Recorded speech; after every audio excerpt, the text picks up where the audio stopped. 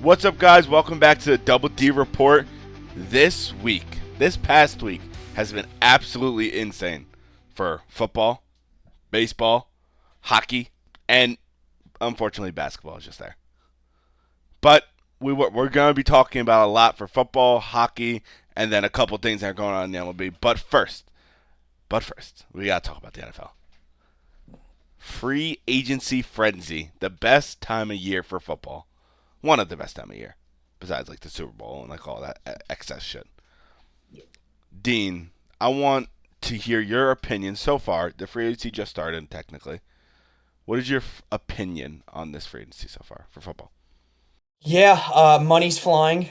Teams are not only just doing free agency, but there's been a lot of trades as well. So that's been nice to see.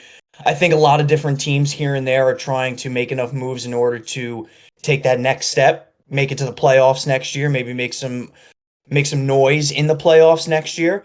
And then there's some other teams that are pretty strapped for cap space, and they're kind of, for lack of a better term, selling off. I could even say, I mean, not, we can obviously get into it a little bit more, but I could even say that the Eagles are one of those teams where they had to get rid of a few key pieces in order to shed some cap. But then on the flip side of things, as I mentioned, there's some teams that are really adding a lot in free agency and going forward and maybe taking that next step, the Vikings being one of them, right? So, very exciting free agency so far. I mean, we're only 48 hours into it, so it's pretty exciting. And I'm looking forward to talking about some of the key trades and key signings. Well, I'm going to start for one of the humongous trades that I don't think anyone was expecting until obviously requested the trade, was Mr. DK Metcalf joining his pretty much fighting brother, his fight night brother, Yeah. George Pickens, on the Steelers. What is your opinion on that trade, Dean?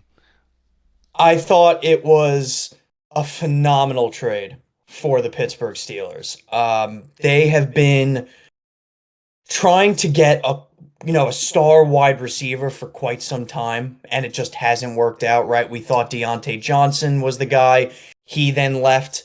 We thought Pickens would be the guy. He's had some massive issues with drops and with, his sideline antics, so he hasn't really been the main guy. We thought maybe in the offseason, if he didn't get tagged, they were going to go after T. Higgins pretty heavily. But T. Higgins did wound up getting tagged by the Cincinnati Bengals. So they had to pivot. They had to go out there and get a receiver. We even maybe thought Cooper Kupp would have been that guy.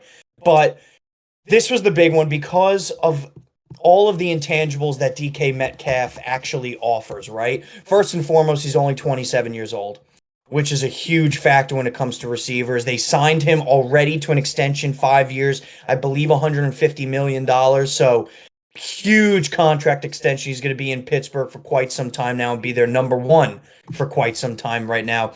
And then just on top of that, this guy's a monster, man. He's 6'4". They have him listed as they have him listed, I think, at like 225, and I think it's a lot more than that. I mean, this guy is an absolute animal on the field when he has his head right, and he's going to definitely be great for whoever their quarterback is. The Steelers' last piece really is just going out there and getting a quarterback, whoever that may be. Whether it's at this point, it's only a few options. It's pretty much only Russell Wilson or Aaron Rodgers at this point. Honestly, like, I would go to fucking Russell Wilson because Aaron Rodgers is just not a good person to have in the locker room right now. I mean, to be fair though, neither is DK Metcalf or George Pickens together. Actually, it's pretty much all a bunch of chaos in one locker room. Mike Tomlin's gonna fucking love it. Exactly. I'd actually err on the side of go after Rodgers because we know that in a way, right, he still has a great arm that he could do. He just lost a lot of his mobility. And I think if the Steelers maybe bolster a piece or two here in the draft on the offensive line, it would be it would already be a much better situation than the New York Jets. So I think he would fit in a lot better. Plus, look, we saw the full year of Russell Wilson. I don't think he's going to get better, Derek. No, not at all. He's only going to plateau, honestly. Exactly. So I don't think, I mean, realistically, if you sign Russell Wilson, even with DK Metcalf, are you going to beat the Ravens? Are you going to beat the Bills? Are you going to beat the Chiefs? Probably not. Yeah. Probably not. So I would go on the side of going after a brand new piece and at least an experienced quarterback when it comes to Rodgers, just to give it a shot, just based on his arm talent. Yeah. And to even speak on the flip side of the trade with Seattle, I feel like that they just said, you know what? Where's the red button? Smack down that bitch. They sent everyone. Friday, they started off with Geno Smith. Sunday, they traded DK. And then Monday, they signed Sam Darnold to a 3-year. Is it 3 years? I think it's 3 years. 3 years. Yep, 3 years, $100 million, Well, like I think it was like 60 something guaranteed, something like that. Yep. which is upset. I honestly did not think Darnold was going to get paid. Look, we saw it coming out of last year. I do want to give props to Darnold because this guy has not been a great quarterback throughout his career, and he had one good year, and good for him banking on his money. It just doesn't make a lot of sense to me from a Seattle perspective, right? For all of the reasons that you just said. You just traded your best wide receiver in DK Metcalf. You just straight up cut the most prolific, maybe the most prolific receiver in your franchise in Tyler Lockett. You no longer have any sort of weapon except Jackson Smith and Najigba on that offense. And then you have two running backs who are constantly injured. Yeah. I don't see. I'm trying to figure out what Seattle's plan is because this isn't a low-level signing, right? This isn't like a Jimmy Garoppolo where he's there for a year. This isn't, a Jameson Winston where he's there for a year, right? This makes no sense. This is a 3-year, $100 million contract for a quarterback where your team, I'm sorry, Seattle fans, you really don't have aspirations to make the playoffs. No. So I was just a little confused on the signing, especially Darnold's perspective. Fuck it, you know what? You want to give me that money? Screw it. Where's the dotted line so I can sign? Right? There's definitely better situations out there for Darnold in order to maybe win a little bit more, but money wise, I don't think he could have beat this. Oh, hell no. I'm just trying to understand why the Seattle Seahawks went this route and did this. And maybe we won't know. Maybe they're just trying to do mediocrity and hold down the fort while they draft pieces and get settled in the next 3 years. But it's not. I don't know. It's not. It doesn't move me. And this is another thing that I'm questioning. So obviously last year they brought in the Ravens. I think it was their defensive coordinator with Mike McDonald or whatever his name is. I don't know how to pronounce his last name. But so they bring him in for 1 year. They have a mediocre year. They miss the playoffs. Then you get rid of DK Metcalf and Tyler Lockett and Geno Smith. Yeah. To pretty much restart. I find it being pointless as a coach. Like, what the fuck is he gonna do? Now he has Sam Darnold and a young JSN, and who else? That's pretty. Like I said, look, the running backs aren't bad. Kenneth Walker's not bad. Zach Charbonnet is not bad. The issue with them is they each miss like 5+ games a year. Yeah, it's not good. So your offense is extremely hampered. Not to mention, I ain't gonna hate on him because it's his payday. Good for you, Darnold. But Darnold ain't that good. No. So Darnold ain't going out there with a subpar offense now and just JSN, and he ain't gonna win you games. No. So you basically threw in the towel for the next couple of years just to have a mediocre team to send out there, and you're gonna build up through the draft. And if that's your plan, so be it. Yeah. And I understand. The only reason why I kind of understand it is obviously Geno Smith is on the older side, and maybe Sam Darnold's being late 20s, early 30s, I believe. So I see where the concept is, but I don't know. I feel like you shouldn't. When he was in Minnesota, he had Justin Jefferson, Jordan Addison, T.J. Hockenson. Yeah. Now he has Jason. Yeah, I like it. I get it. It's not particularly smart from Seattle. However, they did get assets back, so clearly they're just looking to build out throughout the draft for the next couple of years. Which, hey, if that's the direction you want to go in, so be it. Right? It is what it is. Wanted to ask your opinion on the same trade tree. What do you think Geno Smith does over there in Las Vegas? Oh, I think he's gonna light it up. You think so? Because from what I've seen in Geno Smith's career, he loves throwing to tight ends. Yes, he does. And now he has one very good tight end and one very solid tight end. Drafted back-to-back years. Michael Mayers who I believe is still on the team, didn't get traded, and Brock Bowers. With obviously a young, everyone else is very young on the team. Without, and for all you know, they could add more signings. So I think it's going to be good for Geno Smith to go in. Pete Carroll as head coach. This is true. That is huge. That Yeah. I mean, look, they definitely got better with this trade. There's no side swiping that, right? They definitely got better because their other alternative on the roster was Gardner Minshew. So, yes, Geno Smith is an upgrade. Want to give a big shout because it's a big win for this kid, Jacoby Myers, finally getting a quarterback, right? He should be a lot better on that offense. I just think there's still a lot of other pieces that they need to add, right? They definitely need to add another wide receiver. Travis Hunter. Yes, it could very well be done, except unless Travis Hunter wants to stay corner. Fucking retard. So then you're going to have to go out there and draft another option like Golden, for example, right? So you're going to have to get at least a receiver throughout the draft. And then on top of that, you do not have a running back. No. You don't, right? Samir White, garbage. Alexander Madison, garbage. So you need a running back too. So there is definitely still a lot of pieces that you need on this roster. However, you definitely improved, and I don't want to miss this too. Geno Smith has yet to sign an extension with them. So they kind of just traded for a rental as of right now, which is a big piece to this puzzle. That's tough. But it is a good piece of the puzzle. It's hard. Because obviously Geno Smith has had his bad years. We've all seen it.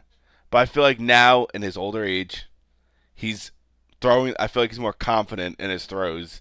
And he's not like afraid to like throw downfield or like check it down when he needs to. He's being a little smarter. So I do think if they do sign an extension with him, great trade. If he's a rental, I guess it's good. I feel like this will mean that they weren't confident in a quarterback in this draft class. Or they don't sign him to an extension and they draft a quarterback in this draft class to sit under him for a year. Do you really want a quarter? I would rather sign Aaron Rodgers to a 1-year deal and have a quarterback sit under him. I understand. No, I completely agree. Come on, we're not going to argue here whether Geno Smith is a better quarterback to sit under or Aaron Rodgers. I'm saying it has been done before and it's consistently done where you have a veteran quarterback and then you have a rookie sit under him for pretty much the whole year, right?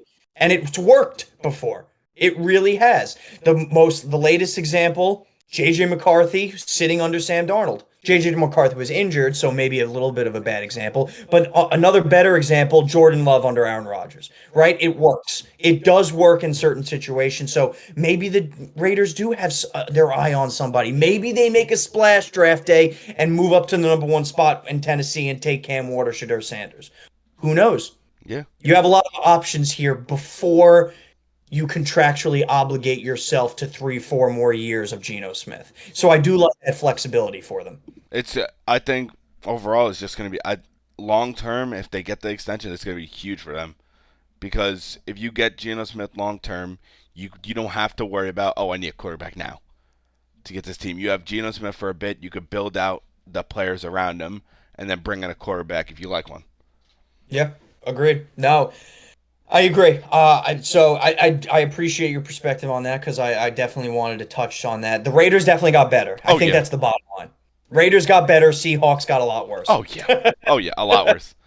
But the next 2 things I wanted to ask you. One of them's on the Raiders actually. Back-to-back record-setting deals for non-quarterbacks in the NFL. First one came with Max Crosby setting his record-breaking deal. And then no more than a day later, the Browns said, we ain't trading you, buddy. And they gave $40 million a year to Myles Garret. Well-deserved. Oh, both of them. Both of them well-deserved. Absolutely, right? They're both fucking animals on the line.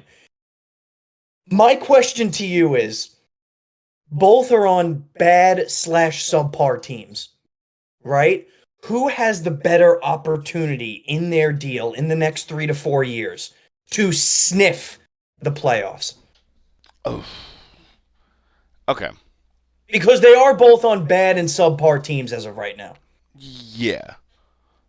That's tough.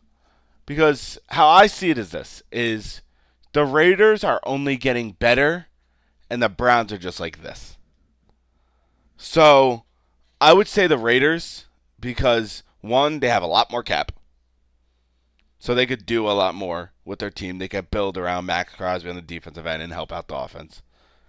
And two, probably the youth on the Raiders compared to when you go on the Brown side. It's Myles Garrett. Obviously, they have their defensive standouts with Greg Newsome. They have Owase. Oh, I don't know how to say. I know his first name is Owase.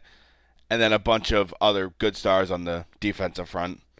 And going on to the offense, they have no one besides Nick Chubb. And my bad, Mr. Njoku, who is also a very good tight end in this league, but he has Forgot about Jerry Jeudy. Judy's good. Let's call Judy's good. I know. He had like his flashes last year to where he had good games. And you forgot about Nick Chubb on his bionic legs. I just said Nick Chubb. That was my first player. I emphasized Nick Chubb. I said Nick Chubb and Njoku. But I do think long term, it's going to benefit Crosby more than it will Myles Garrett. Myles Garrett will be suffering for quite a long time. I just found it funny that Myles Garrett was so adamant that I don't want to be on a losing team anymore. I want to be traded. The Browns, I will give the Browns this, right? Their owner realized that this is the only good thing they have going for them. Oh, yeah. And he came out and said, fuck no, you're not going to another team. We're not trading you. Never, ever, ever are we allowing you to leave. And he said, basically, he gave Myles Garrett no choice because he gave him $40 million a year. That was, when I saw, like, I think it happened, like, early in the morning. It wasn't, like, midday. It was, like, early in the morning when they did this. And I look at my phone after I'm waking up. I'm like, I'm going back to bed. It's just, I mean, look, both of them deserved it. It's just a rough situation, obviously, for Garrett because Cleveland is completely starting over yet again, how they have over the last, 25 years of their franchise. They're going to have to draft a quarterback. They're going to have to either draft and or sign a quarterback, maybe both, just in order to have something on their roster because right now, they just traded Dorian Smith for somebody. Oh, Kenny Pickett. Yes. So your only quarterback on the roster is small hands man Kenny Pickett. Yeah, that was horrible for the Eagles. I'd rather have Kenny Pickett be the backup than fucking Dorian Thompson, fucking Robinson, whatever the fuck his name is. I mean, it's staggering how bad of a franchise they are, but I guess it is what it is, right? Yeah, and I want to segue into even two shittier franchises. Real quick. Well, actually, one thing I will say, this team, I'm gonna start off with, I'm proud of them. They made a good move. Okay. The Jets. Okay. In my opinion, Mm-hmm. I love the signing of Justin Fields. For this reason and this reason only. Justin Fields is a pretty solid quarterback. He developed a little bit when he was at the end of his stint in Chicago, and we saw little flashes with Pittsburgh. Right? Now he's paired up with his college teammate, Garrett Wilson. And, might I add, Breece Hall, Braden Allen, and a bunch of other stars on the team. So I think this is the best situation for him, and he finally has a good defense to back him up. The key here for him is there's nobody vying for a spot with him right now. He's the starter. This is it, right? If you suck, buddy, you're done. You're right? That's it. This is your opportunity to shine. And on the other side of it, this is an absolutely no-risk situation for the Jets. Exactly. They signed a 2-year deal. If he sucks after this year, who gives a damn? He's only got 1 year left on his deal then. And if he's good this year, you can at least have him compete with maybe a rookie quarterback next year who you draft. So this was an absolutely low risk to no risk signing by the Jets. And this is a high reward situation for Fields where he's going to be playing his ass off to try to earn a spot, not only on the Jets as the starter maybe in future years, but maybe after this year he can make a name for himself and the Jets could even trade him to go somewhere to be a starter. Or for all they could keep him. They could, yes. So this is the opportunity for Fields, and this is just to see how it goes for the Jets. Yeah. And I obviously like Justin Fields is young. It's not like they went out and that what they did with Aaron Rodgers, they got a guy who had a name for himself and they just threw him in. They got a young star. In my opinion, I think he's a young star. I think he's very. The reason why I say this is His arm talent is ridiculous. He has a very strong arm, and he's obviously very fast. The only problem with him is accuracy. He's a young quarterback. He's not a young star. He hasn't done anything in this league, Derek. I'm saying like a young star in aspect of like, uh, he has a lot of his potential's high.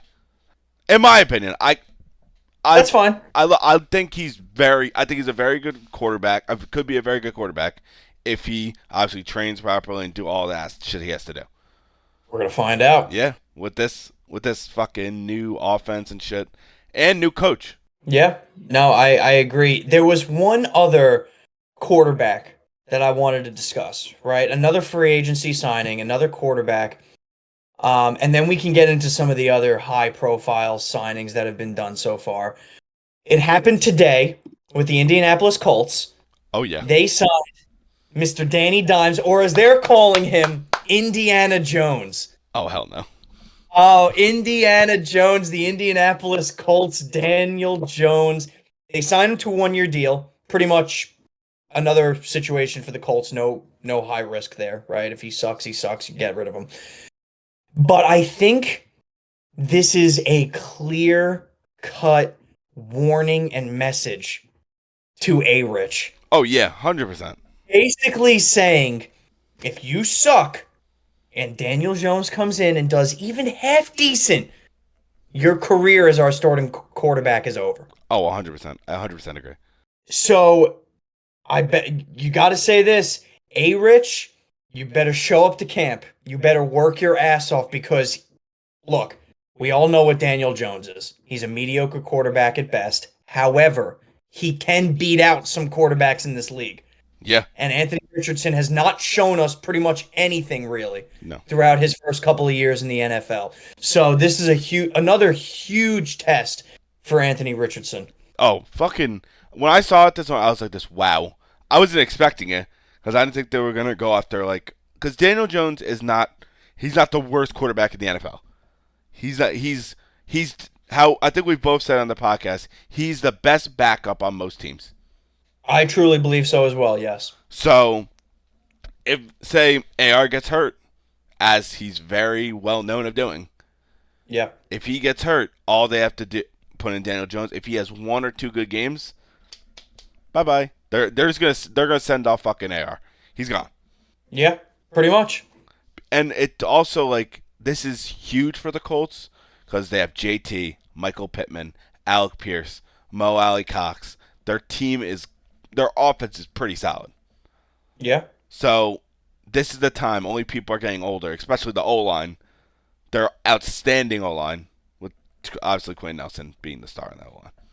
They did lose Will Fries on the O-line, but yes, their offensive line is still above average. And yeah, this is it for Anthony Richardson. So he better go out there, he better give it his all because look, man, Daniel Jones is breathing down your back. Oh yeah, which is crazy to even say. Daniel Dimes or Indiana Jones is breathing down your neck. Well, speaking of, finish what you're saying. No, there is a few other signings that I wanted to get into. I know we were on the portion, Derek, of defensive ends, right? We talked about Myles Garret. We talked about Max Crosby. Another big one, wanted your thoughts on it, was Chase Young going back to New Orleans for a nice solid deal of 3 years, $51 million. I like that sign for them because obviously Cameron Jordan's only getting older, and you want to build a great defensive end, and if there's a team that could do it, it's the Saints. I don't know how the fuck they do it. I don't know what they do to do it, but they do it. They always have in my 10 year of watching football, my time watching football, I've seen so many good defensive players come off that team. Just off the top of my head, it's insane to me. So I think Chase Young staying there is good, and obviously they have cap. Saints have a good amount of cap. not a lot of cap, but a good amount to where they can make moves, add to the defensive side, and then obviously they still have a solid offense with Olave, Kamara, and all of them. So good for Chase Young actually getting paid. I'm shocked he was passed around like he was, honestly, because how good he did in his first year. And then, yeah, obviously he tore his ACL, and then the commander said, all right, go fuck yourself. Send him to the Niners. Yeah, no, I think this was a good signing. Look, the Saints are maybe like they're in a limbo state, the Saints, because they're pretty young. At the same time, they do need a couple of key position pieces, like they do need a quarterback. Derek Carr is not going to be there forever. So I think this was a good signing by them just to keep Chase Young. He's still young. He is coming off, like, he has been injured throughout his career, but look, man, this guy is not even 26 years old yet. He still has a lot of potential.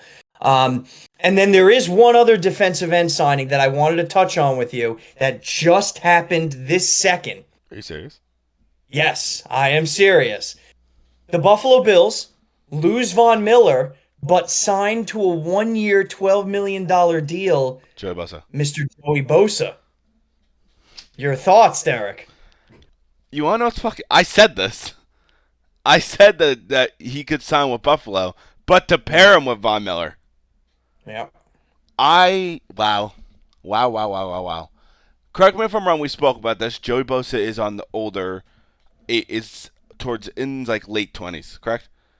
Look, Joey Bosa's been around a while. He is a Pro Bowler. We all know what his intangibles are with the Chiefs. He's 29 years old, turning 30. He has had some injury, history over the last few years, which I think is why Buffalo gave him a 1-year deal. Or at the same time, maybe that's why Bosa took a 1-year deal, kind of a 1-year prove it. Go out there, stay healthy, wreck some shit up on the defensive end, and maybe go out there and get a bigger deal. But I think this is a big get for the Bills. Huge. This is huge. If he stays healthy, he's going to be a menace. That defense just got so much better, and I didn't think that was possible. Yeah, I agree. That defense got a lot better. Fuck. Once again, I feel like we've been saying this a lot this offseason, and it's true. Another low-risk signing by the Bills. Very high reward. Who can quite literally propel you into being one of the best defensive teams in the league. Not only that, but propelling you above maybe some of the other top-profile AFC teams in the Bills, in the Ravens and the Chiefs. Oh, yeah, 100%. I think, obviously, like, with the Bills, they were, I believe, going to last season, they were favored to go to the Super Bowl. Yep. So, I see only them getting Joey Bosa making that even higher than what it was last year. Yep. But I was not expecting, I thought he would have went to like a smaller team, got payday or something like that. But instead, I think also in his mind, he sees it as the Bills are close to getting to a championship. I want a ring. I'm going to go here, which is smart. And obviously, but the AFC is hard as hell. AFC's hard. Buffalo's a lot different than LA. Yes. So he's going to have to deal with that. I think his main thing is you just got to stay healthy. If he stays healthy, he's going to be a beast. It's just the injury concerns that have plagued him over the last few years. So that'll be an interesting one to see, Derek, for sure. And playing in that stadium, oh my God, that's gonna be. I'm kind of excited to see Joey Bosa in a Buffalo Bills uniform. See how that ends up. I have two. Actually, I would consider him a low risk, high reward. Davante Adams. Yeah. Signing with the Rams, helping out with Matthew Stafford and Puka Nacua. I'm not counting Cooper Kupp because they announced he's gone as soon as as soon as it's able to happen, he's gone. Yep. So, what is your opinion on this Davante Adams signing? I'm going to be honest. I would have rather had Cooper Kupp. It kind of mind boggles me because Kupp's and Stafford's repertoire that they have between each other. That chemistry that they have already. Sure, you know what? Kupp had some injury concerns last year, and he really didn't come back great, right? Puka took the direct line to being their wide receiver one. He's an absolute stud. So maybe I get it from Kupp's perspective where he's a little, I don't want to say frustrated, but maybe he just wanted the ball a little bit more, right? He still maybe has some wide receiver one left in him for a team wherever he may go. Davante Williams has not worked out in his last couple of plays. Davante Adams, thank you. Jesus, I don't know what long week already. he hasn't worked out in his last couple of places, man. Right? The Jets didn't work out, even with his old pal Aaron Rodgers. The Raiders did not work out in the slightest, no matter who they had at quarterback, whether it was Derek Carr, whether it was Jimmy Garoppolo, whether it was Gardner Minshew. Who else am I missing? Whether it was Aiden O'Connell. Aiden O'Connell. No matter who they put out there, it didn't work out for Davante Adams either, right? So it concerns me, especially with a team that where that offense and Sean McVay have a very structured system that relies a lot on chemistry. Matthew Stafford's not getting any younger. He's not going to be learning anything new. It's not part of what he does. Neither is Davante Adams. So you have two veterans who are going to have to work together. And not only that, Davante Adams is going to have to shed away from the limelight. It's Puka's team. Yeah. Puka's team. So I'm skeptical. I'm trying to figure out in my head how it's going to work out if you want my honest opinion. Okay. So I agree with you in a sense, to where obviously the chemistry and all that. But this is how I see it. Is Davante Adams correct? He's a big wide receiver. Yes? He's tall and he weighs, I think he weighs around like 205, maybe a little more than that. But I feel like nowadays, obviously with Cooper Kupp wanted to leave. It's not like they chose to let him go. He wanted to explore his options elsewhere, which is completely understandable. But if you go even back in both Cooper Kupp and Davante Adams' careers, they both had outstanding wide receiver seasons, 1 year each. One with obviously Aaron Rodgers, and one was with Matthew Stafford. So now, pretty much, Davante Adams is going to Matthew Stafford in LA in a dome. I think it's gonna benefit him a lot because now Puka's gonna be getting double covered. Now, I no, not double covered. He's gonna be single covered with a shaded safety over. In my opinion. No, Has that stopped him no, though? I'm not done. I'm not done. I'm saying, like, I feel like now Puka's gonna be on the outside more, and they're gonna turn, obviously. Well, he's been a slot, but Devontae's gonna be in the slot. Okay. So I think now it's gonna be a different role for him. But obviously he's older. He's not gonna be the star as what he used to be. I think it's gonna be good for him for 2 years. And another thing, it was 2 years for 26 million. If this year doesn't work out, send him out. There's no problem with keeping it. Like, I don't see it's not a massive cap hit of him staying there, of him like getting released. So it's probably like a 1 year thing. If he likes it, good. If he doesn't like it, get the fuck out. I get it. I do, right? Devonte Adams, he's had a great career. He's been a wide receiver one for many years. I just think the problem could be when it comes to ego. Devonte Adams has to realize he's not a young guy anymore. He's 32 years old. He's not the star wide receiver on that team anymore. And he's had problems with the egos in the past. Yes, he was still in his prime with the Raiders, but he had a lot of issues because, one game he wasn't getting the ball thrown to him enough, right? One game he was getting too many slant passes and not enough go routes. Like, he's going to have to put that all aside. He's going to have to be a more team centric player. And I'm sorry, I just don't know if that's going to happen. I I get what you're saying, but at the end of the Mm-hmm. day, Sean McVay is a great coach. Okay. I think It is. if you look at, obviously, when Davante Adams was with Matt LaFleur, another part of the Shanahan tree, Yep. he was good. He was calm. We didn't hear much out of him. He just did what he had to do, and he was good. He then left to go to Las Vegas, and he struggled. I think on the mental side, he struggled. Now he's back with Sean McVay, someone in the Shanahan tree. I think he would. I think honestly, it depends on coaching. Like, as for like DK Metcalf, going back to him real quick, he has Mike Tomlin. For all you know, Mike Tomlin could be like this. You have to get your shit together, otherwise this shit ain't gonna fly. I get it. It's just there's not to go on your comparison. They are two different players. One's a veteran, one's a younger guy. So there's two different points in their career. I just wanted to stress my concerns. It could not work out. Yeah, It could fail. yeah, it could. I can't say it's not gonna fail because that's.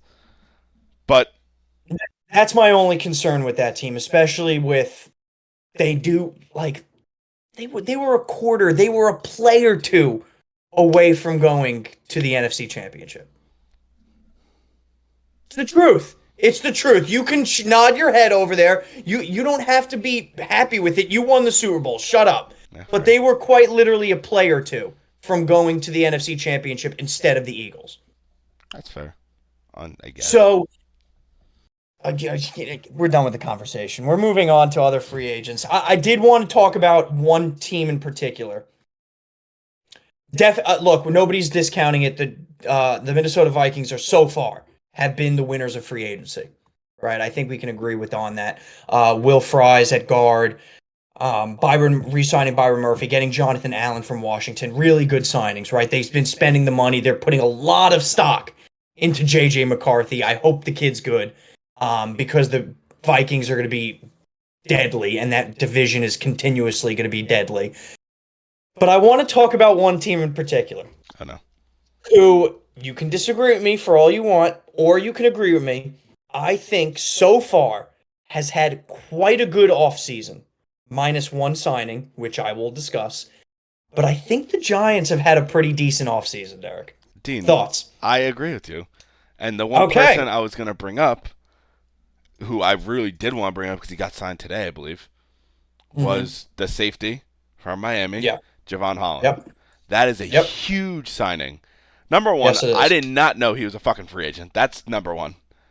I Yep. didn't expect him to leave Miami because I knew he'd I follow a lot of shit in Miami because I'm a Miami Heat fan, so I see he likes it there. But seeing him go to New York with that outstanding young defense, it's a good sign. It's a very good sign.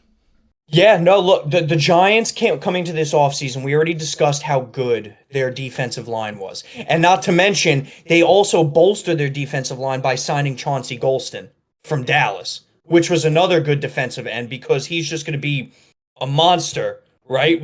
You can even now move Burns to linebacker and have him and Tibbs on the ends, which I think is very good. So it's only bolstering what their defensive line was already with Sexy Dexy, who's the best defensive tackle in the league.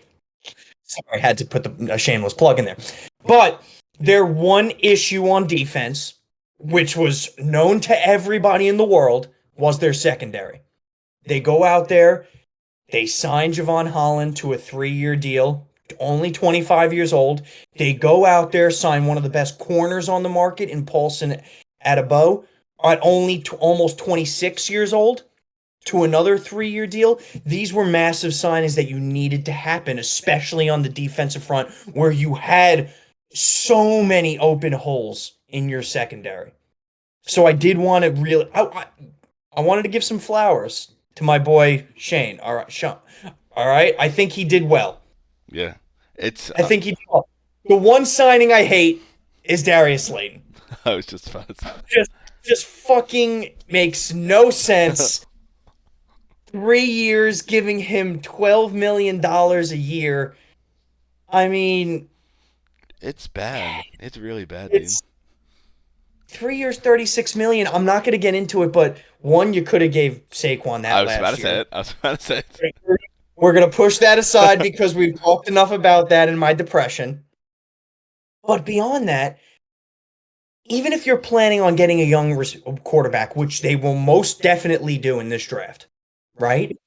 Wouldn't you want him with neighbors to be with a veteran receiver? Why not use that money and go out there and sign a Cooper Kupp or a Tyler Lockett? Slayton? I mean, I guess he went youth, maybe? Or maybe his kid told him to sign him? look, I don't want to fuck with Slayton too much because every single time we think he's going to get traded or he's not going to be signed by the Giants, somehow he gets an extension. This guy has never had 800 yards in a season. Wait, what?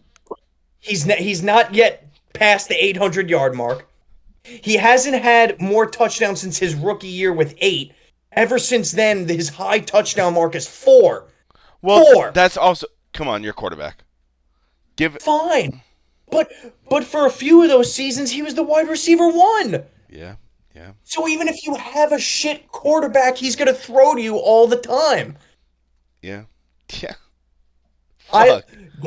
Look, I like the signing so far. The corner, the safety, the defensive end. They're even signing a couple of like low-level offensive tackles here and there, right? Just trying to get their team straight. But Slayton, that's a miss, Joe. That's a miss. That's a bad signing right there. You could have used that $36 million in a lot of other places, buddy. Cooper Kupp. I'd say Tyler Lockett, you could have went out there and given some money to Davante Adams. I'm just saying.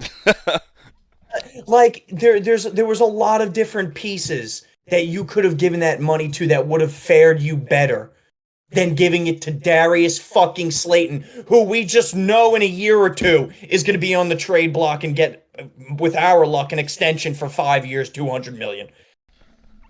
Make him the highest paid wide receiver in the league. So I wanted to stress good offseason so far. Yes. Bad signing though. Very bad signing. In my opinion, very bad signing. Now all eyes are on the draft. Oh yeah. And I'm looking forward to it. I cannot, for the Giants aspect, even though I'm an Eagles fan, I cannot wait to see what they do specifically. Yep. It should be fun. Because no shots, actually all shots against Dallas. In my opinion, the best teams in the NFC East is Eagles. Well, actually, Commanders and Eagles are like this right now. Because the Eagles are only getting worse and the Commanders are only getting better. Mm-hmm. Then Giants, Cowboys. In my opinion, I'm only saying it because I see the Giants doing so much more things for their team than the Cowboys. Everything with the Giants depends on who's at the helm of Exactly. If they draft a good quarterback. If they draft a good quarterback, it could leapfrog our franchise into being a legitimate contender within the next 2 to 3 years. Agreed. 100% agreed. If you draft the wrong quarterback, it's setting us back another 5 years. Okay. It's either this or this. There is quite literally no in between. And that's just how the Giants roster has been constructed. That's just the truth. And I think it's going to be even more prevalent on how this year goes because this year Dable's job is on the line. This year Joe Shane's job may be on the line. We're not too sure on that. Dable's definitely is. Shane's 50-50. Yeah. So this is a make or break draft. This is it. This is for all the marbles, and I would love to see how it is. For most of these obviously young teams, from what we see in the offseason, like for the Patriots, this offseason is huge. They obviously made minuscule signings. Well, a couple of big contracts. Milton Williams going to them for $100 million. Sad. Sorry. Good luck. Glad you got your payday, buddy.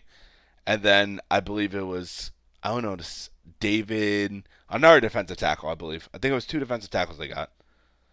They got linebacker Harold Landry, which was a big one from Tennessee. They got Robert Spillane, another linebacker from Vegas, who's we know is a very good one. They got a couple of tackles, Morgan Moses from the Jets, most notably. They've had a good offseason. They have. And obviously, this draft is huge for them. It's not to mention the biggest one, I think you mentioned already, Milton Williams. Yeah, which is for a lot of money. Huge. Yeah, a lot of money. 4 years, $104 million. Fucking Christ. I'm sorry, great player, but there's no reason why the Eagles should have paid that money because we have a lot to worry about. Yeah, I know. But speaking of the Eagles, I want to say about one thing that they did today, which, in my opinion, I'm upset about, very upset about, is sending C.J. Gardner-Johnson to the Texans for Kenyon Green. Okay, real quick. C.J. Gardner-Johnson has been with the Eagles in separate terms. In 2022, he was with the Eagles. Then we said, fuck you, we're not paying you. He went to Detroit. He has a little stint. He went to the NFC Championship. Mind you, he's been to the NFC Championship back to back to back. He did a three-peat in the NFC Championship. With the Eagles, he's had 6 picks in both of those years. Then we decide to trade him to the Texans Mind you, that defense, by getting C.J. Gardner-Johnson, got a lot better in the secondary. Because he is a great safety, good ball hawk, and he's a hard hitter. Yeah. But I don't see, obviously, as what every Philly fan says, in Howie we trust. Because he's a great GM. We trust him on most of his decisions.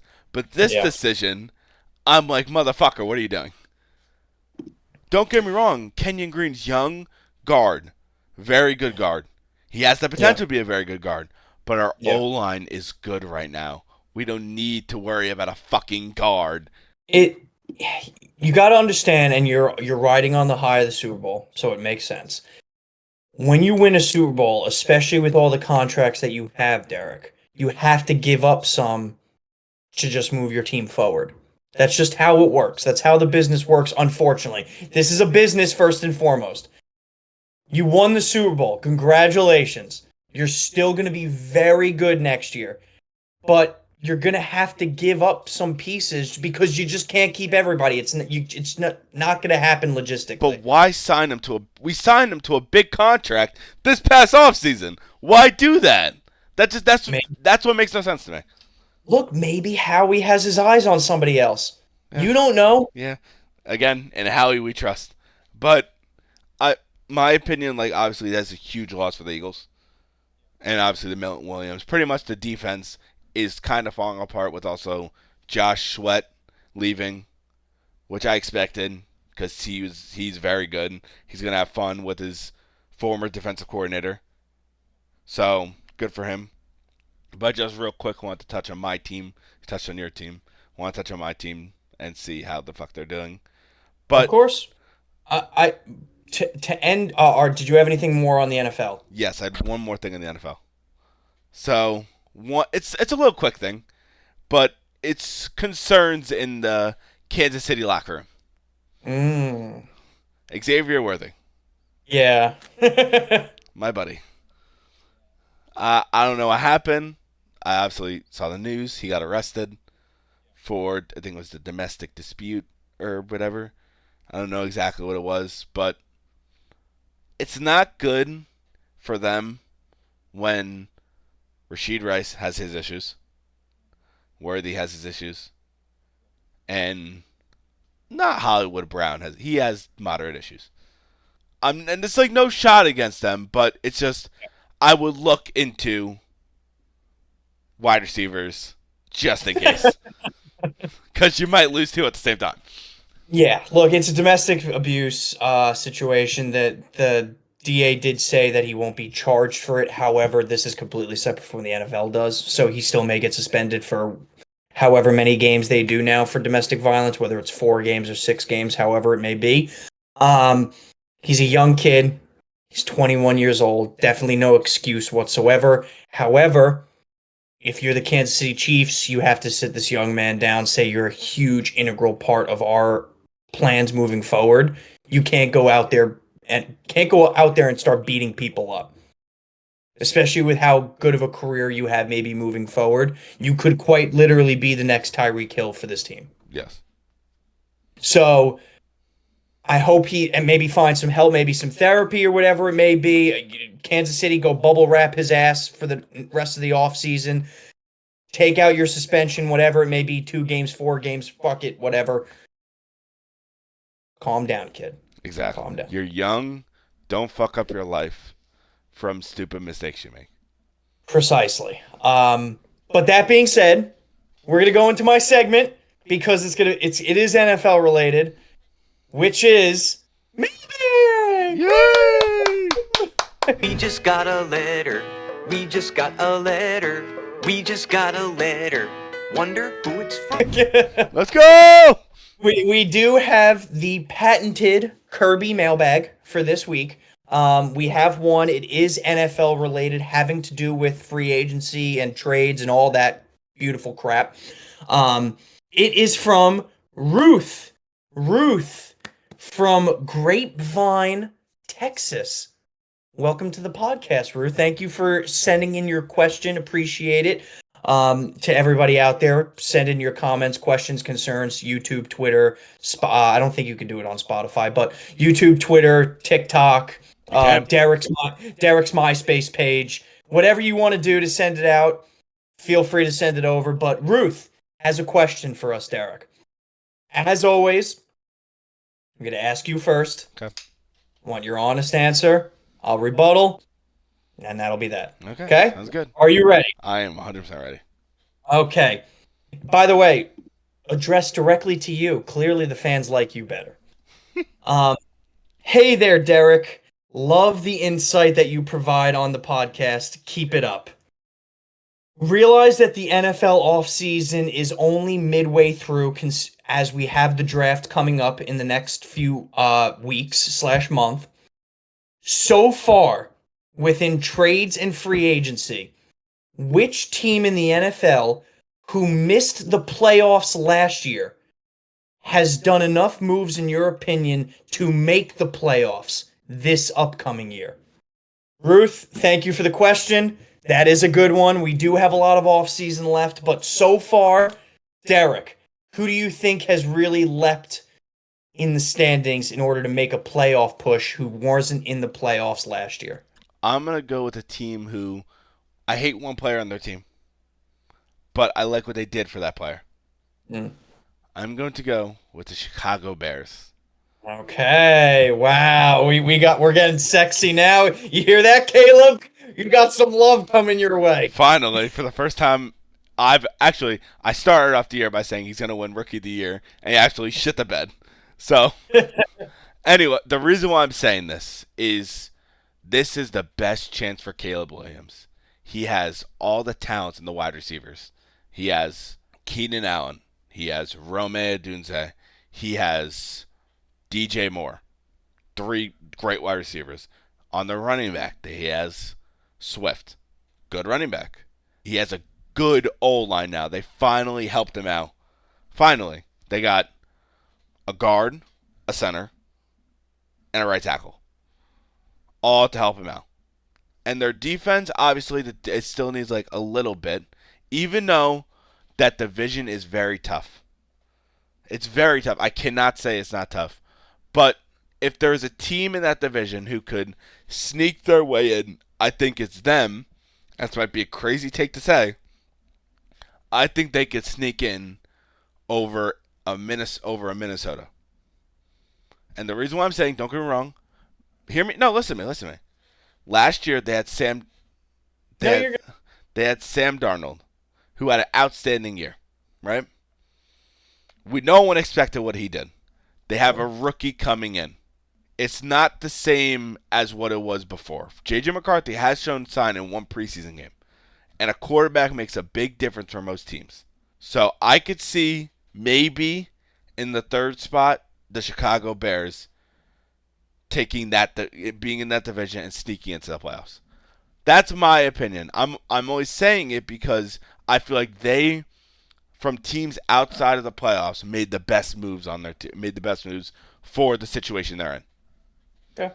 The rules are we're not going to review. I'm not going to argue with you. You have your opinion. You're entitled to your stupid opinion. No. I want you could rebuttal.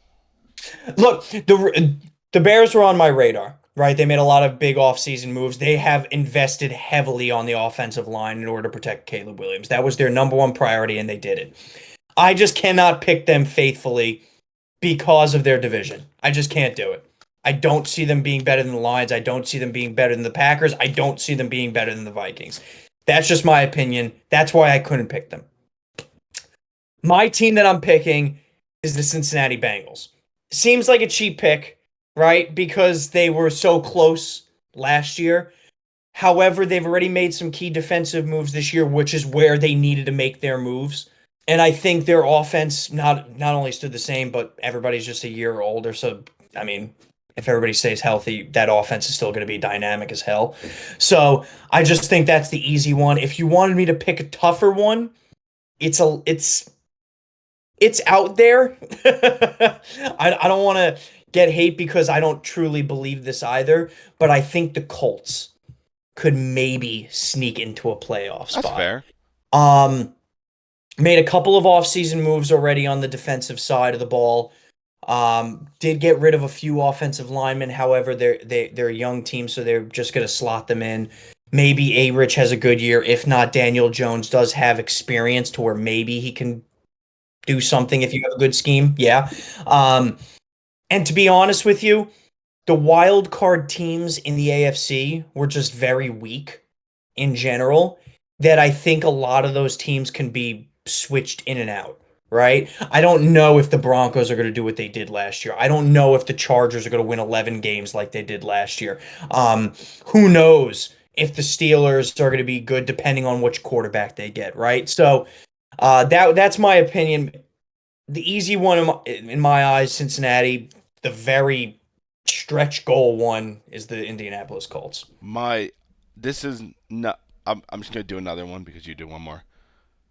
But my other one, which I think is more possible than the Bears one, it's a very risky one, is the New York Jets.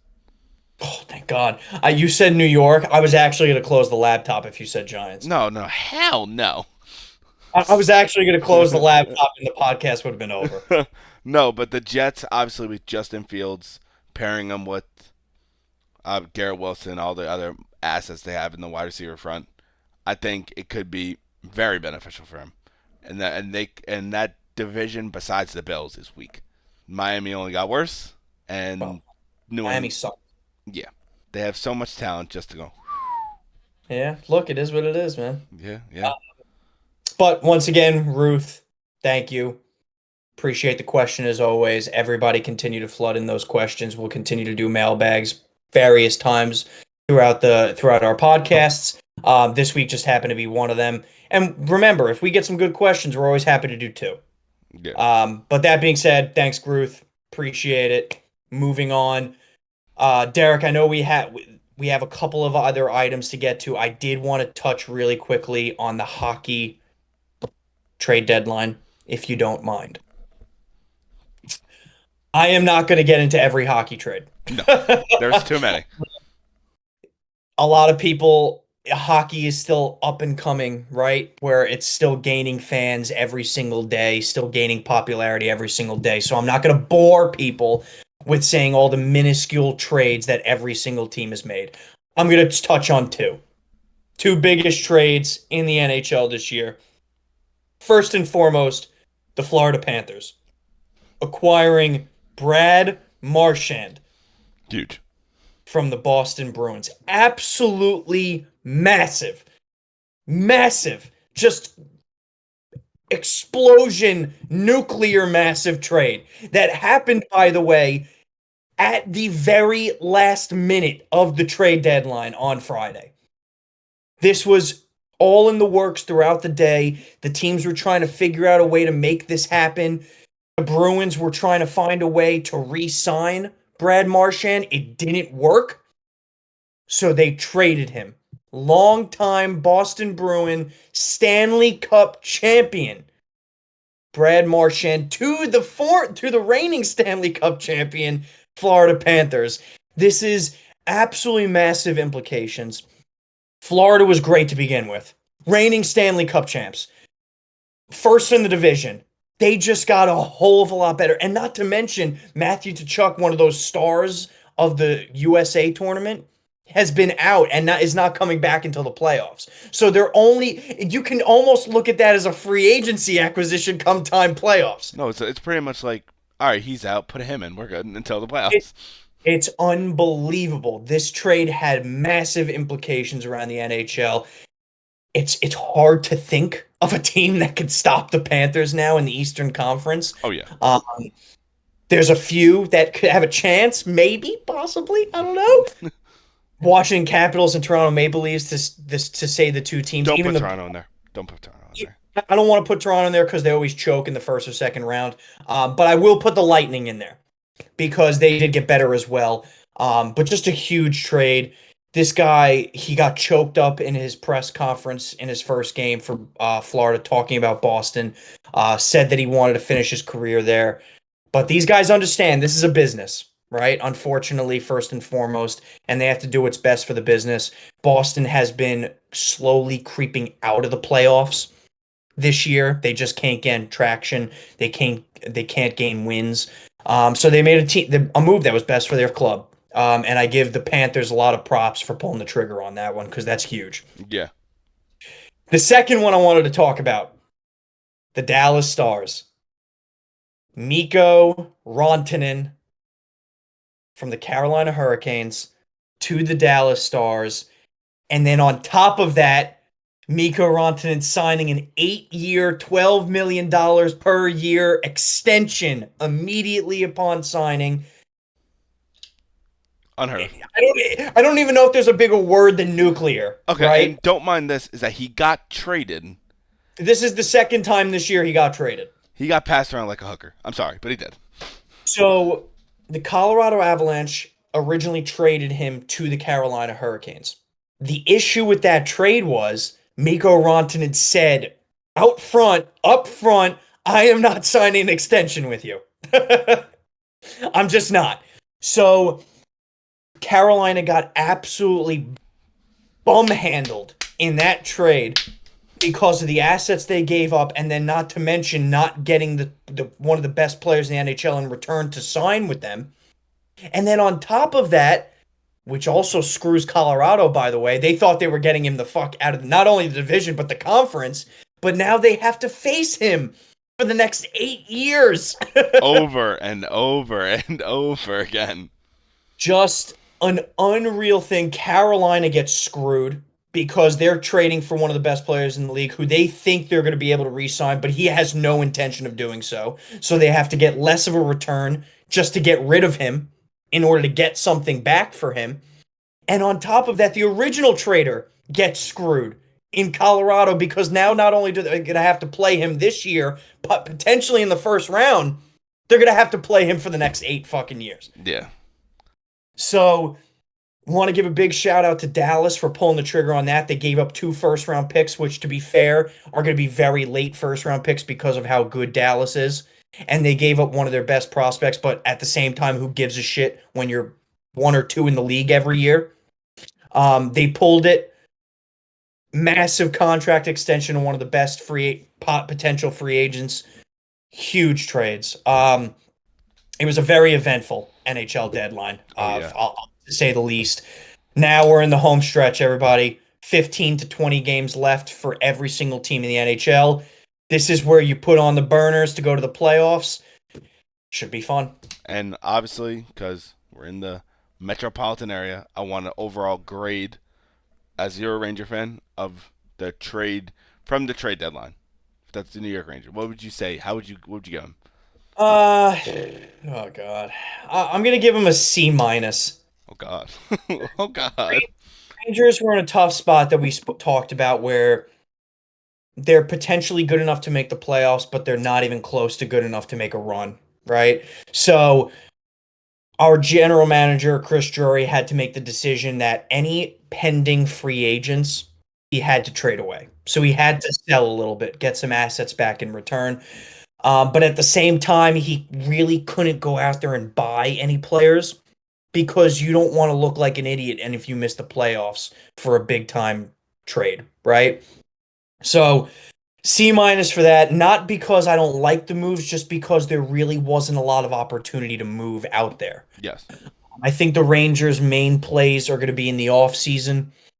With free agency, with trades in the offseason when they're able to, maybe Mika Zibanejad, Chris Kreider leaving the team, maybe going out there and signing a big free agent like Mitch Marner. That's where I think the Rangers are going to really play.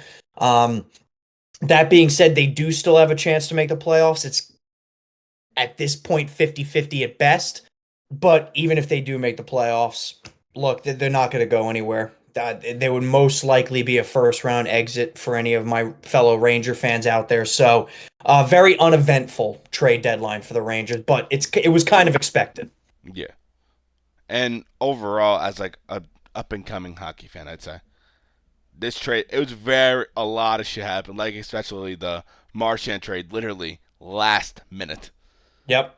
Last minute. That was the shocker. Yep. And because I know like big hockey stars. I know like him. Marchand is huge. And the Stanley Cup winners, the Florida Panthers. That just makes their team so much better. And I believe not going betting odds, but their odds I think increased by Immediately after the trade, their odds went from plus 700 to plus 500. which is huge difference. Huge difference. The key that I don't think a lot of people realize when looking at other sports and looking at the NHL, your window in the NHL is slim because of how good the competition is, right? Any team who makes the playoffs typically could make the Stanley Cup and win the Stanley Cup in the NHL, right? So when you have a window to go for it, you fucking go for it. It's just that straightforward. Full speed ahead. And I think the Panthers smell the blood in the water, and they smell the opportunity to go back to back. And I think this was perfect for them. Yeah, I think it was probably the best thing they could have done. It's like not going back to when Tampa went back to back a while back in like 2000 or in like 2020, 2021. Yes. So it was kind of like one of those moves, a big move to help out your team for the time to try to go back to back. So good move, good trade deadline. Even there was a bunch of other trades that we haven't spoken about. Obviously, Colorado made a trade. They gave away one of their big prospects. Yep. And for Brock Nelson. Yeah, who was on the Islanders, correct? Correct. And he was assistant captain on the Islanders. So pretty big player. That was a big one. So, I mean, look, there was a bunch of different other ones. Maybe when we don't have a free agency frenzy that we had in NFL, we can go over them a little bit. But we will be touching on the NHL a lot because the end of the season's coming. Playoff time, best time of hockey is coming. So we'll be discussing it. Don't worry, everybody. Oh yeah. And obviously, pretty much as soon as the free agency frenzy is over, it's pretty much NHL, college basketball, and NBA. And NBA. So it's gonna get electric. Yep. But do you want to speak anything else about free agency before I go into our sadness? Nothing more on the NHL for now. Okay, so we're gonna go to our depression. Yes, our depression. Okay. So the Yankees go in, you and me both go in. We're like, all right, we're gonna win the division. We're good. We're so happy. Then we hear the news. Yep. Garret Cole, my elbow. I'm thinking, okay, hopefully it's not that bad. I'm fine. He's gonna be fine. News come out later. Garret Cole undergoes surgery. Tommy John. Yep. Big blow for the Yankees. This guy, look, not only is the Yankees ace, he is one of the best pitchers within the major, within the MLB. So this was a huge blow, to say the least. Not to mention, the Yankees have been being railed by injuries. Luis Gil, reigning Rookie of the Year pitcher, out 3 months at least with a latch strain. So that's just another tidbit to your rotation that gets fucked in the ass. Stanton with his elbows. Giancarlo Stanton's been jerking off too much with both arms, apparently, because he may need double elbow surgery. Makes no sense. And may have to retire. And then on top of that, just the Yankees having no contingency plans. We have no DH right now. We have no third baseman right now. Our left fielder can't field the ball. Our rotation is in shambles. So if you're a Yankee fan, you still have a good team. Don't get me wrong. You do. But wow. Are you going to need to make some moves in order to bolster not only your lineup, but to bolster your rotation? Yeah. And this is obviously huge from Mr. Max Fried, who we just signed. He is now going to be the number one. He is, undoubtedly. Obviously, we have all of our other pitchers who are solid, but he is undoubtedly going to be our number one. Yeah. Look, when a guy of Garret Cole's caliber in any capacity goes down, it's not one guy who can pick up the slack. It's a collective team effort that has to pick up the slack. So Fried can be his best self. He's still not going to be Garret Cole. Oh, hell no. So it's got to be Fried. Rodon has to have a tremendously better season than he did last year. Clark Schmidt needs to continue to progress because if he doesn't, then the middle of your rotation has a hole in it. All of a sudden, Marcus Stroman is thrust into your rotation again, so you're going to have him. And then I touched on it last week, Warren now, who is most likely going to be a part of your rotation, and he's going to have to be a big part of your rotation now. So it's going to be a collective team effort. It's a tough position to be in if you're the Yankees, but if you're Cashman, God, convince Hal to spend more money because you got to go out there and get somebody. And also, not even that, this is the time to hurry if you still want to obviously fight to make the playoffs, which you obviously do. You can make a big trade. It's very possible. It's not like the Yankees don't have the prospects to do it. So, please God, Cashman, help, please. Look, there's a few different avenues they can go. It's so tough. For third base, the obvious one is Arenado, if they want to go after him. For pitching, it becomes a little more stingent. So for starters, Dylan Cease on San Diego Padres is definitely an option that you could maybe look into.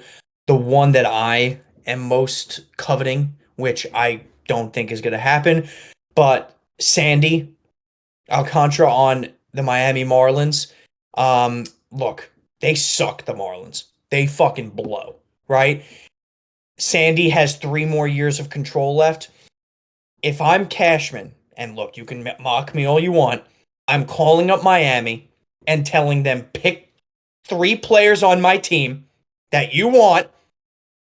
I will have no objections. They're yours. Look, obviously, shut up. We're not thinking Judge here, right? I'm thinking they want Jason Dominguez, gone. Have a nice day. Goodbye. You want Spencer Jones? Goodbye. It was nice knowing you, buddy. I'm going to miss you. Not really. Like, anybody they want within our prospect pool, it's yours for Sandy. Yeah, that would be huge, getting Sandy. Because he's young, very young, could help us out for the time being and in the future. Yep. So, I think all me and Dean are trying to say is to Cashman, PSA, help us. Make a move. Make a fucking move. Don't be sitting on your ass in your fucking chair with your legs up on your desk jerking off. Don't be doing that. Yeah, stop milking yourself, Cashman. Yeah, you piece of shit. Real quick. I need to ask you this. Oh, boy. How is it fucking possible for a player, not a pitcher, a player, to injure both of his fucking elbows? He claims, Stanton, that it was because of a stance change that he made last year, right? My point, look, you're gonna get me crazy here, Derek. This guy, he doesn't fucking run. He hasn't thrown a ball in 3 years. He hasn't been in the outfield for 2 years. For all we know, he has some of the best massage therapists in the world because he's fucking jacked, right? Any girl would want him, so he doesn't really have to do anything with his arms for himself. He doesn't have to do this because he can get other people to do it. He is something that Michelangelo would sculpt. That's how built he is. But holy crap, everything inside his body is wrong. Oh, yeah. I don't know what happened, but they fucked up. I mean, it's just astonishing to me that this guy is injured constantly and he does the least work out of any major league player ever. Yeah. Ever. This guy literally sits on a bench for 95% of the game and just puts on a helmet to go hit the ball 3 times a game. Yeah. And he needs now what? Fucking reconstructive elbow surgery in both? Yeah. Are we kidding? That's what it just made no sense to me. Is how the fuck do you injure both of your fucking elbows when you've been a DH for 3 years? It's frustrating. And there's nothing you can do about it. No. Like, I can understand if you're fielding the ball and you're throwing and all that shit. But this motherfucker, he hits the ball, sits on the bench. Hits the ball, sits on the bench. Hits the ball, sits on the bench. I swear to God, this motherfucker could have a pinch runner too. An automatic pinch runner. He'll still find a way to hurt both of his fucking elbows. It's unfortunate. It's very sad. Very, Can very sad. we up with baseball? I'm sad. I'm done with baseball. Can we please? All right, we're done. Okay. Jesus fucking Christ. All right, is it time, Derek? Yes, it is.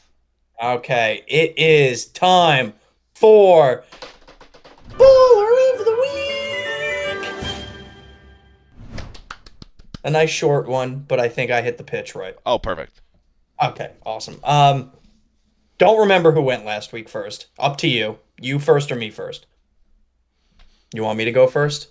Of course you want me to go first because you're just a piece of crap. That being said, we touched on him a little bit already. So I am going to touch on him once again. No pun intended. Tee hee hee hee hee. I am going to stay within the sports realm. I am actually going to stay within the football realm, which we have talked so much about throughout this podcast. But I did need to give my flowers to this guy one more time because he made a decision which, for all intents and purposes, is probably the best decision he's made with this franchise over the last 20 years. My ball of the week will be the Cleveland Browns owner, Jimmy Haslam. He basically told Myles Garret, "You are too good to be anywhere else. I don't care if you request a trade. I don't even care if you retire. You're staying on the Cleveland Browns." And he gave him the largest non-quarterback contract in NFL history, just so Myles Garret could stay on his shitty team. And I give him all the props in the world for that. Because God forbid Myles Garret leaves and he goes into free agency and he signs with, let's just say, he signs with the Baltimore Ravens. I think the owner of the Cleveland Browns would officially croak and die. Oh, yeah. Oh, yeah. So, that being said, I want to appreciate and I want to commend his beautiful decision-making and putting his foot down, saying that, Myles Garret, you're not going anywhere. You're going to be a lifelong Brown as long as I live. Yes. Because you know what? The Cleveland Browns owner, for anybody who doesn't know, and for my own personal looking up, I've been doing a little bit of research into him. He's 71 years old. Damn. Right? But being 71 years old, he's at least 90 years old for having to watch the Cleveland Browns over the last 25 years. Oh, yeah. Oh, yeah. So he could be dead soon. And I want this to be known for his legacy, not letting Myles Garret go. Yes. Well done. Great Well done, Jimmy. That's a great ball of the week in honor of the Cleveland Browns. They've had sadness. Cleveland in general has had sadness for a very long time. And I promise you, they're going to continue to have sadness. But this was a little bright spot. Yes, it was a little bright spot. And it's always good to look at the bright spots in the world. Maybe, sometimes. Not really. Okay. So my ball of the week is very unique. Mine is it's technically sports related. Nice. It's technically sports related, but It's also on the social media side. Okay. Okay. So this past Saturday in England, in Wembley Stadium, there was a thing that most people call the Sidemen charity match. It's been known for years. Everyone who grew up watching, for example, KSI, the Sidemen, they know what the fuck this is. If you don't know what this is, you could even skip this. I don't care, but I'm giving them props. I'm bringing this up. Wait. If you want to skip this, everybody. Yes. Okay, continue. So I want to bring this up is because what they did is insane. Number one, Wembley Stadium holds 90,000 fans, a bunch of YouTubers growing up. We watched them grow up. Sold out a stadium. Sold out completely. Yep. Filled to the fucking brim. Insane to say. That's number one. And number two, which is the main thing, raised around $5 million for charity. That's just off during the match, the donations and all that shit, not from sponsors donating and not from all the tickets being sold. Because all the tickets that were sold were put towards the charity, which is outstanding for a bunch of YouTubers to do. And I just have to give them their props. And obviously there's huge moments. They even won ESPN with a man who lots of people know, Sketch, making an insane diving save against one of the well-known soccer YouTubers.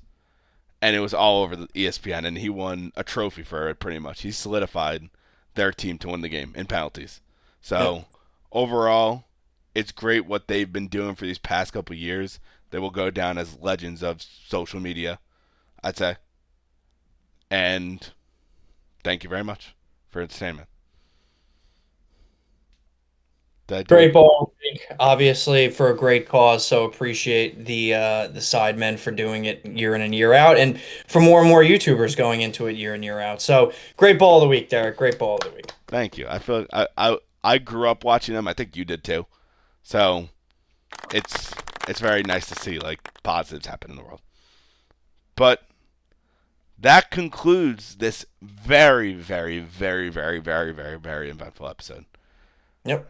And a sidebar of the week is LeBron for going off on Stephen A. Smith. That's a sidebar of the week. But this does conclude this episode. Dean, you have anything you want to say? Nothing more to say in particular. I do want to put out a plug out there that I'm going to put some bad juju out into the world and say that New York sports are not winning anything for the next 20 years. So everybody who's on the East Coast and who's a New York sports fan, buckle down, tie your dick to a railing, whatever you got to do, because it ain't happening anytime soon. Oh, God. Well, to go off with Dean's sadness, I actually did something. I made a promise to you guys that I followed by. I officially put all this, episode 1 through 17 of this podcast, all like the podcast episodes on Spotify. Link will be in the description to, if you don't want to look at me and Dean's ugly face, or especially my ugly face, you could just put on some headphones and just do whatever the fuck you want to do and listen to it. It's the best thing to do. If you're please don't listen to us if you're touching yourself. Yeah. Actually, No, that's all I ask. I don't want it. Please, for the love of God, I'm not that good looking. I'm actually quite ugly. You do you with whatever the hell you guys want to do. But anyway, like, subscribe, follow on Instagram, listen to us on Spotify. That's new. Follow on TikTok, like our TikTok, comment. Send us anything for obviously mailbags, for even if you want us to bring up a topics. Next week, we're going to be doing, we didn't do it this week because there's a lot of shit that went on. We're going to be doing what ifs because it'll be more conclusive on the NFL free agency after it's done. See what can we do with the draft. And the NBA will obviously be further along, but fuck the NBA.